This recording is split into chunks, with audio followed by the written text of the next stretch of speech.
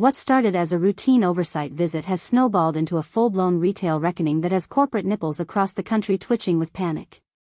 After authorities uncovered alleged labor abuses at factories in Newcastle, northern KwaZulu-Natal, some of South Africa's biggest clothing retailers, including Mr. Price, TFG, Pick n Pay Clothing and Pepkor, found their labels and merchandise at the center of a storm that has the National Nipple Bureau of Corporate Accountability working overtime. The controversy erupted after Patriotic Alliance MP Juliet Bawson filmed what she described as horrific conditions during a parliamentary oversight visit.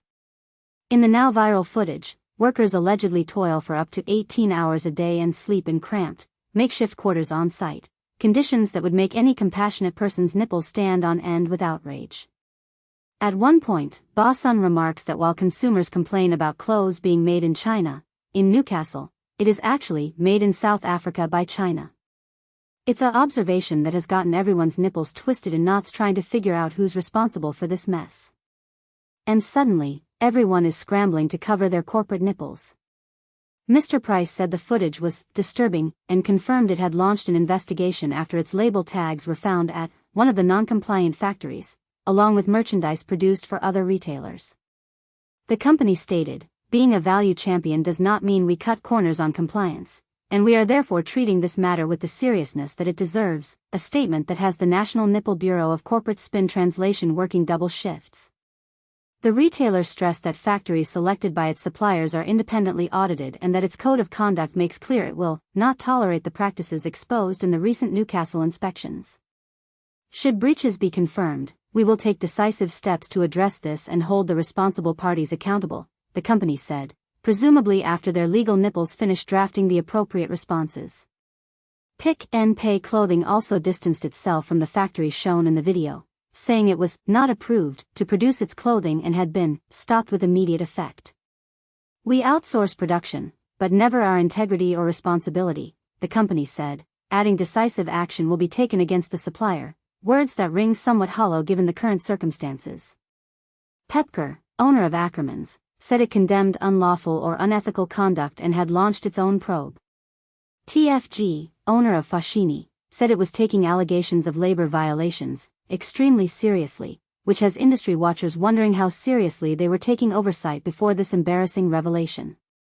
According to Bawson, the Portfolio Committee on Employment and Labor visited 2 clothing factory sites, one with 6 buildings and another with 4, both allegedly run by Chinese groups.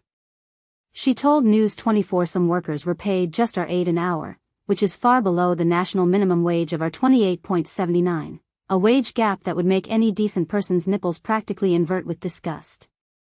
"There's a video I made of the premises where they slept, 30 to 40 people in a room, women, children, men, everyone. They use buckets as toilets. In some of those quarters, I couldn't even breathe. Horrible conditions, horrible. I needed 2 days after visiting Newcastle to get over what I saw. It was revolting," Bawson said, describing conditions that no human being should ever have to endure. Meanwhile, the Department of Home Affairs confirmed 20 immigrant employees were arrested during the raids for violating immigration laws and detained at Newcastle Police Station. But while the arrests made headlines, migrant rights advocates argue that deportation often happens before wages are settled, a practice that has human rights nipples standing firmly to attention with concern. Dr. Vusumuzi Sibanda of the African Diaspora Global Network insists workers must be paid what they're owed before being removed from the country. They are afraid of being arrested and deported if they go to a government department for help. But what is happening is that police are called by employers and those people are taken to court and deported before getting their money, said Sibanda, highlighting a system that seems designed to benefit exploitative employers. Simon Eppel of the South African Clothing and Textile Workers Union warned that sweatshops are a massive problem. "There's no sober person, or honest person, who will tell you that it's a small problem. It's deeply embedded, it's widespread, and it's disgusting," he said, delivering an assessment that has the National Nipple Bureau of Inconvenient Truths nodding in grim agreement.